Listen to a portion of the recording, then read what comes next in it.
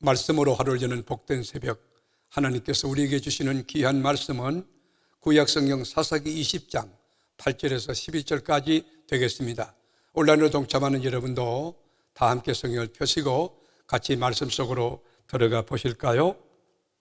모든 백성이 일제히 일어나 이르되 우리가 한 사람도 자기 장막으로 돌아가지 말며 한 사람도 자기 집으로 돌아가지 말고 우리가 이제 기브아 사람에게 이렇게 행하리니 곧 제비를 뽑아서 그들을 치되 우리가 이스라엘 모든 지파 중에서 100명에 10명, 1000명에 100명, 10,000명에 1000명을 뽑아 그 백성을 위하여 양식을 준비하고 그들에게 베냐민의 기브아에 가서 그 무리가 이스라엘 중에서 망령된 일을 행한 대로 징계하게 하리라 하니라.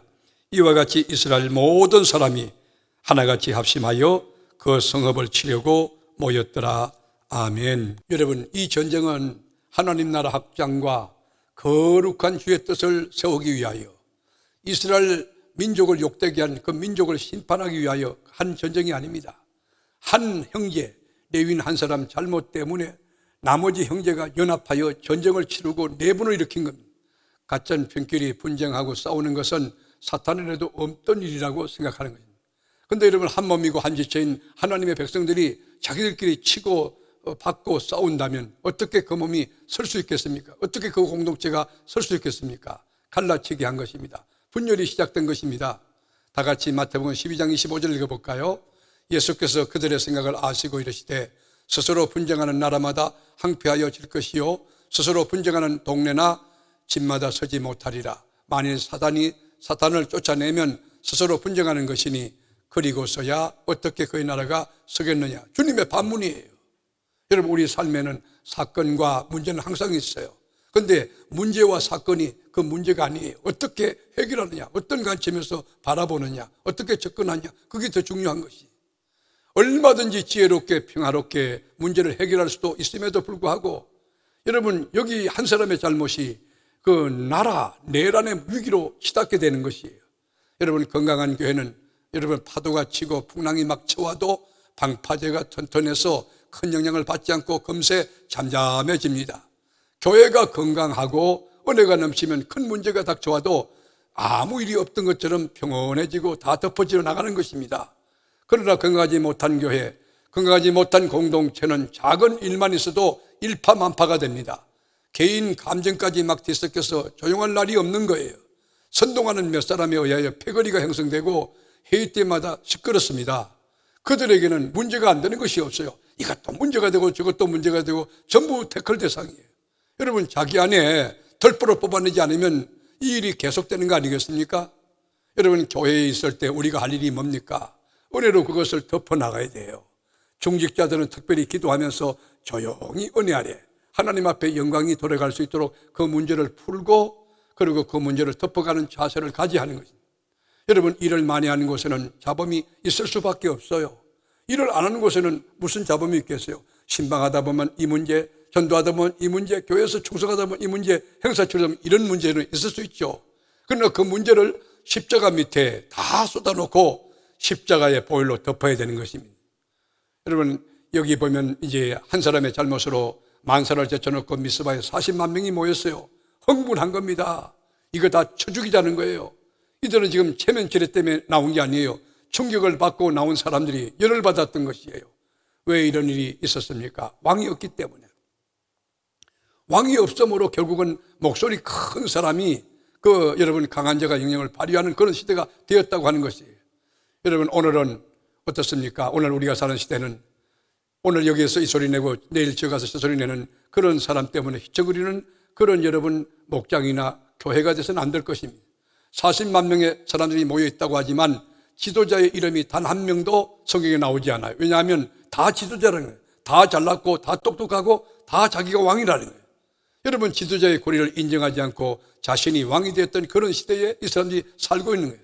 40만 명의 이스라엘 연합군과 베냐민 지파 26,700명이 위험한 이렇게 물건을 잔뜩 싣고 두 열차가 양보하지 않고 한 레일에서 마주쳐 지금 달리고 있는 그런 상황이에요. 여러분, 둘이 부딪히면 폭탄이 터지듯이 둘 다 망하는 거예요.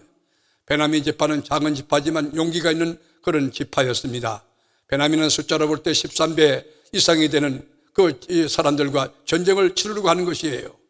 여러분, 이스라엘이 해명을 요구했지만 해명을 거절하는 것이에요. 이것은 제19 감싸게 하는 것입니다. 이 도시가 병들게 하는, 밤을 지배하고 있는 그 사람을 색출하고 처벌해야 되는데, 여러분, 그러지 않고 자기 사람이면 죄도 용납합니다. 덮어줍니다. 무조건 팔이 안으로 굽는다는 식으로, 여러분, 만에 하나 죄를 지어서 재판을 받고 형무소 가야 될 사람이 있는데 사랑해요, 그저 힘내세요 외치는 사람과 똑같은 그런 사람입니다. 여러분, 미스바에 모인 연합군이 레위 사람에게 경위를 묻자 자기에게 유리하도록 진술합니다. 기바에 내가 있을 때에 나 자신과 처를 죽이려고 했다. 그래서 나는 빠져나왔지만 우리 처는 붙들려서 욕을 당하고 죽었다는 것입니다. 여러분, 이 레위인이 나 때문에, 내가 부족해서 내 때문에 이 여인이 죽었다, 그렇게 말하지 않는 것입니다. 책임감이 없는 것이에요. 레위 사람은 오히려 이 일에 대하여 대책을 세워달라고 요구하고 있습니다. 모여있던 사람들이 이구동성으로 우리는 돌아가지 않을 것이라고 합니다. 어디 가든지 흥분한 사람들이 모이면 온건한 생각을 가진 사람을 이기고 그 사람의 생각과 말이 사라집니다. 강경파가 득세합니다. 소리 큰 사람이 이긴다는 것이죠. 그래서 진실이 암흑 속으로 묻혀지는 그런 시대가 바로 오늘 본문의 그런 상황과 똑같은 것입니다. 그래서 전쟁을 치르는 것입니다. 하나님의 왕되심과 하나님의 세우신 지도력을 인정하면서 건강한 공동체를 세워가야 됩니다. 우리가 목장에서는 목장장님의 권위를 존중하고 그분을 존경하고 그분의 말씀에 따라줘야 됩니다. 여러분, 교회 와서는 또 담임 목사의 말에 여러분이 적극 순응하고 따르는 그 바른 태도, 바른 지혜가 있어야 됩니다. 말씀을 하루려는 복된 새벽, 우리가 인생을 살아가면서 여러 가지 문제와 사건이 부딪힐 때에 우리는 어떻게 됩니까? 하나님 앞에 무릎을 꿇고 하나님께 지혜를 구하고 능력을 구해야 합니다. 자신을 내려놓아야 됩니다. 그리고 하나님의 통치와 지배를 받아야 됩니다. 하나님의 성령이 역사해야 됩니다. 하나님의 능력이 우리 가운데 임해야 됩니다. 모쪼록 지금부터 천국 가는 그날까지 진리와 성령 안에서 승리하는 여러분의 삶과 인생이 될 수 있기를 주님의 이름으로 축복합니다. 길과 진리와 생명이 되신 예수님, 오늘도 우리가 혼탁한 시대를 살아가지만은 우리 주님, 믿음의 존재케 하시는 예수를 바라보고 진리 언약을 붙들고 십자가 밑에 무릎을 꿇고 하나님께 지혜를 구하며 넉넉히 이김을 주시는 주님의 이름으로 승리해가는 저희들이 되게 하여 주옵소서. 오늘도 승리케 하시고 내일도 승리케 하실 여호와 이레, 여호와 니시에 하나님을 찬양하며 우리를 죄와 사망에서 건져내신 예수님의 이름으로 기도를 드립니다. 아멘.